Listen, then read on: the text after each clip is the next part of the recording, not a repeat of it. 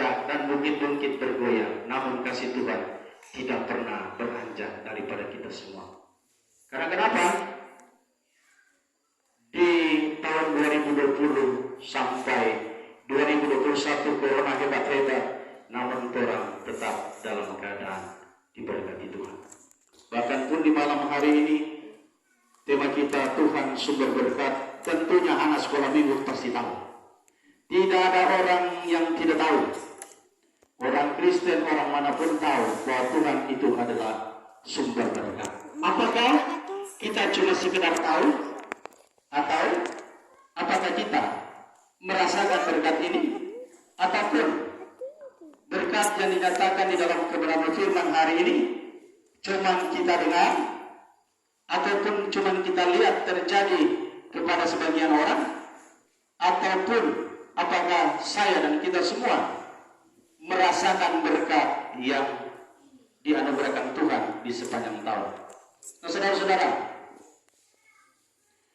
bahwa di tahun 2022 yang kita rasakan berkat yang tidak ternilai, bahkan berkat yang tidak bisa dibandingkan adalah nafas kehidupan. Ini adalah satu berkat yang harus kita syukuri. Bahwa nafas kehidupan yang Tuhan berikan bagi kita secara cuma-cuma, yang kita nikmati CO2 secara gratis. Jadi kita mencari sumber. Ada iklan bilang sumber mata air, sumber berkat adalah Tuhan. Kalau kita mau cari berkat, pasti berkat itu akan habis. Tapi kalau kita cari dari sumbernya, pasti sumber ini tidak akan habis. Ranting, kalau dia tidak melekat kepada induk atau kepada pohonnya, dia tidak akan berbuah. Namun kita ini adalah ranting-ranting, dan ranting-ranting ini akan berbuah ketika kita menyatu, ketika kita ada bersama dengan induk pohon adalah Bapa yang di surga. Nah, saudara-saudara, firman Tuhan pada saat ini berkata, ucapan berkat imam. Tuhan berfirman kepada Musa, berbicaralah kepada Harun dan kepada anak-anaknya. Nah, saudara-saudara, kenapa dia harus bicara kepada Harun? Karena Harun dan anak-anaknya adalah imam. Imam pertama orang Israel ketika keluar dari tanah Mesir, dari tanah perbudakan, yang menjadi imam adalah Imam Harun. Kenapa mesti Harun yang menjadi imam, bukan yang dari lain? Karena Harun ini adalah kakak daripada Musa. Jadi Musa ini kakaknya adalah Harun. Harun dan Musa yang dipakai Tuhan untuk mengeluarkan umat Israel dari tanah Mesir. Musa, waktu Tuhan perintahkan dia punya pembatahan, karena dia bilang dia tidak cakap untuk berbicara, dia tidak mampu, maka Tuhan bilang bahwa aku akan memakai abangmu. Abang berarti kakak daripada Musa adalah Harun, untuk melakukan segala tanda dan mujizat itu. Jadi Musa dan Harun bersama-sama untuk melakukan 10 tulah. Sehingga 10 tulah yang terakhir adalah seluruh anak sulung, baik hewan maupun manusia, mati dan umat Israel keluar dari tanah Mesir, maka Harunlah yang menjadi imam. Karena Harun berasal dari suku Lewi. Jadi di suku Lewi ini bukan cuma satu, ada Kehat, ada berapa, ada tugas masing-masing. Namun yang menjadi imam adalah Imam Harun yang bisa masuk untuk mentahbiskan bait Allah, untuk meminta ampun dosa daripada umat Israel. Bahkan pun dia setahun sekali masuk untuk meminta ampun dosa daripada umatnya, bahkan pun dirinya sendiri. Nah, Bapak Ibu saudara sekalian, maka ini yang Tuhan perintahkan kepada Musa, bahwa katakanlah kepada Harun dan kepada anak-anaknya untuk mereka memberkati ucapan berkat kepada umat Israel. Jadi di sini dia bilang Tuhan memberkati engkau dan melindungi engkau. Jadi Tuhan menghadapkan, Tuhan menyinari engkau dengan wajahnya dan memberi engkau kasih karunia. Dan Tuhan menghadapkan wajahnya kepadamu dengan memberi engkau damai sejahtera. Jadi saudara-saudara, berkat ini yang harus diletakkan oleh Imam Harun bersama anaknya kepada umat Israel. Nah, ketika dia meletakkan nama Yesus, yang memberkati bukanlah Harun. Hati-hati. Bukan Imam Harun yang memberkati. Yang memberkati adalah Tuhan. Namun, yang meletakkan nama itu adalah Imam Harun. Nah, saudara-saudara, dikatakan imam bukan yang melekat pada satu organisasi adalah Imam Harun sebagai di mana dia dapat untuk meminta ampun bahkan melaksanakan pentahbisan dan segala sesuatu. Namun kepala keluarga, suami itu adalah imam.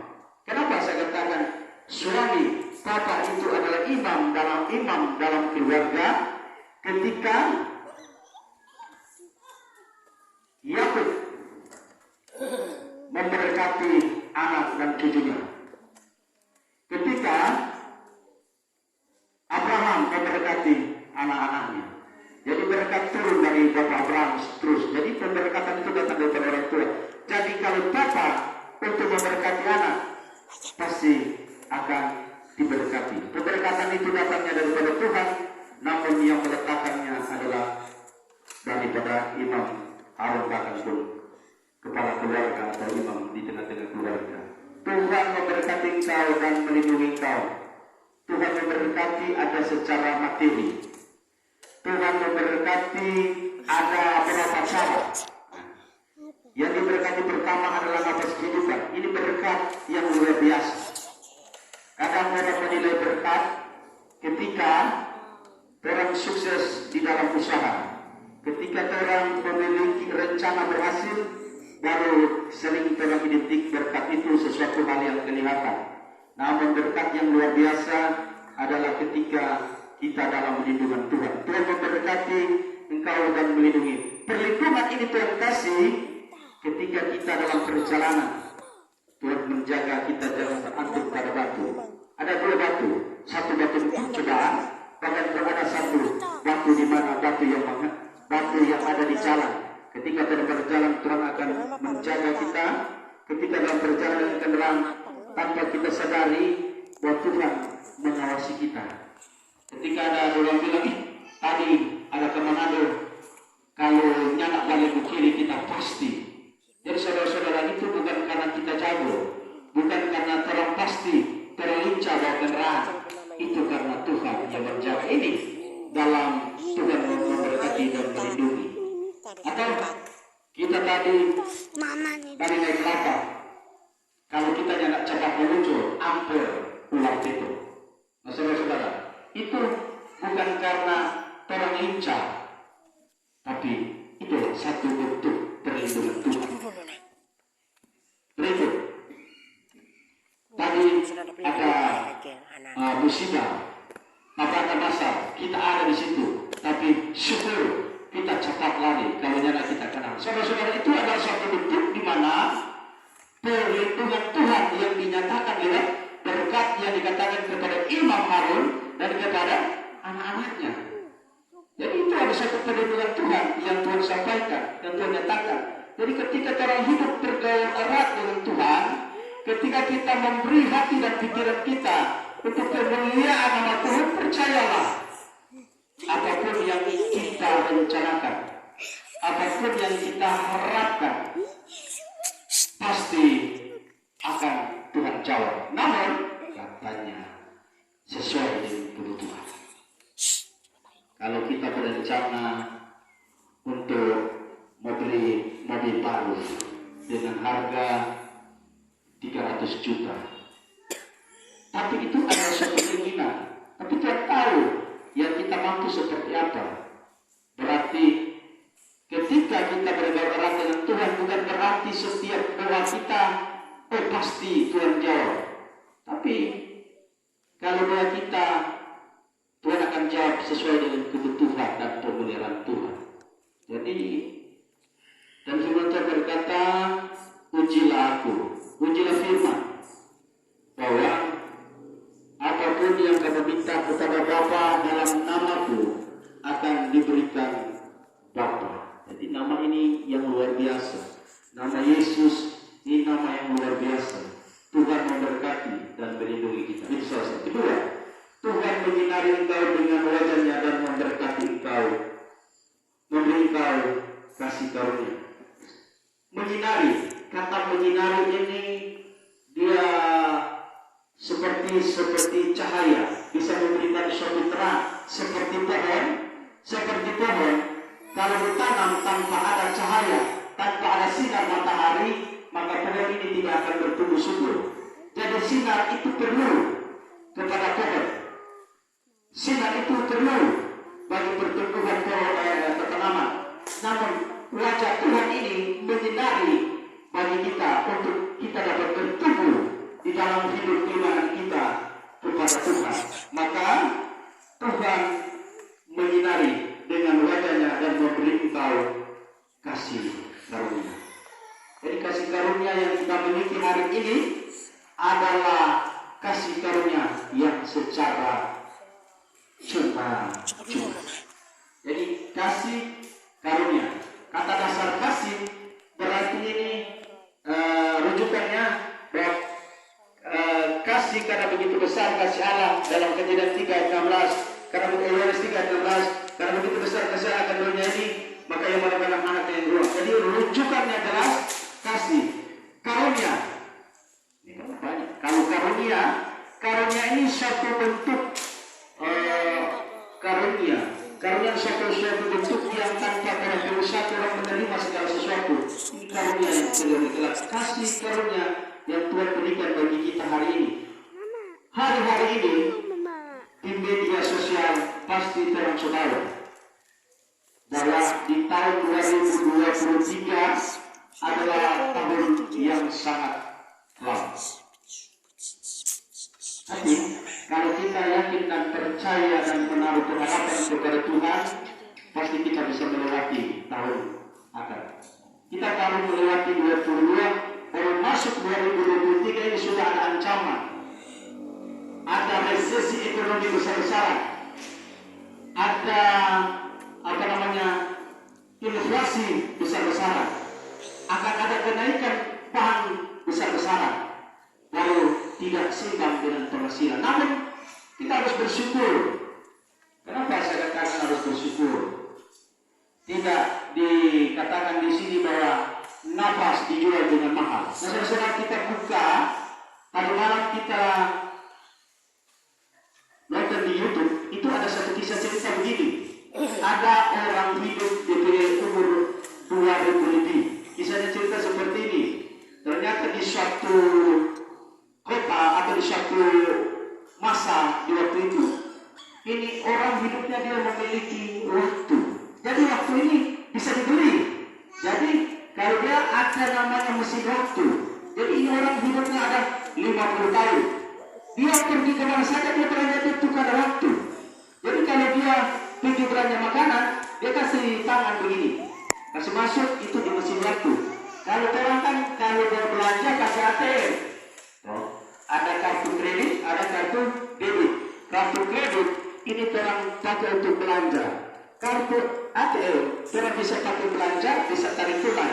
Namun kalau di cerita yang kita nonton tadi malam, ini kisah di mana orang satu film yang dibuat ini satu hal yang bisa memutar pemikiran. Dia pakai tangan. Jadi di sini di scan bahwa di masa hidup 50 tahun dia makan berapa biaya? 1 tahun. Jadi dia terkurang masa hidupnya tinggal 49 tahun. Baru dia masuk menginap di hotel, oh dia kasih waktu 5 bulan, di scan lagi. Maka hidup manusia akan berkurang. Di situ ceritanya menggambarkan betapa orang ini akan berjuang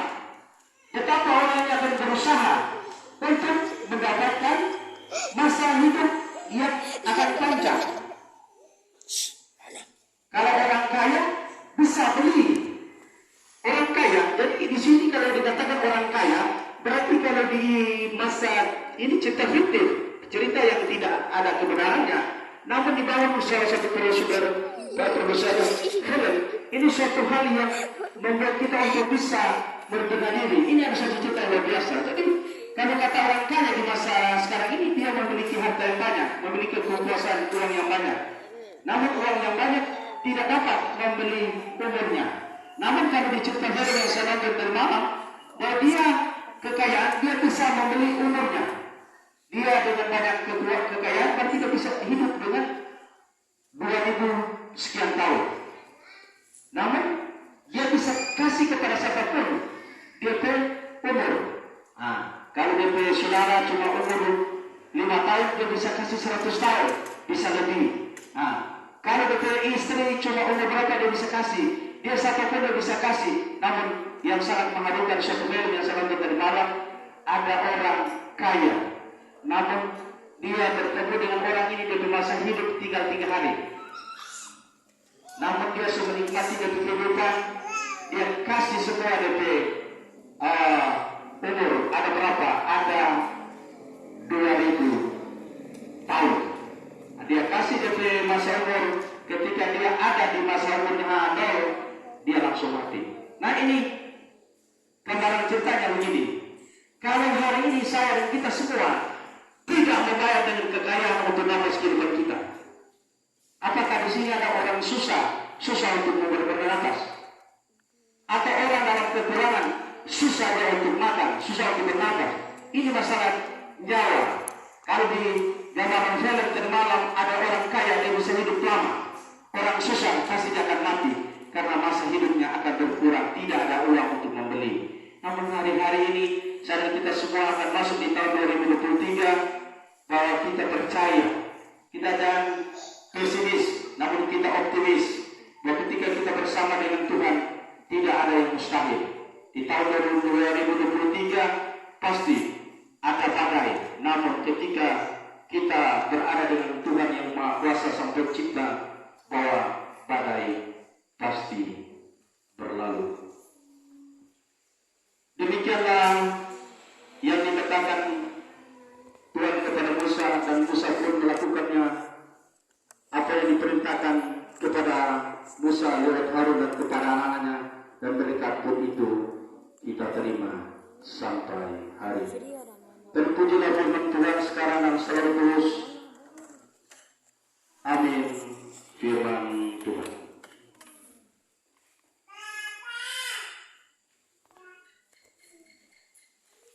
Sebelum kita masuk dalam pengakuan iman, diberikan kesempatan untuk puji-pujian bagi seluruh jemaat yang hadir di malam hari ini.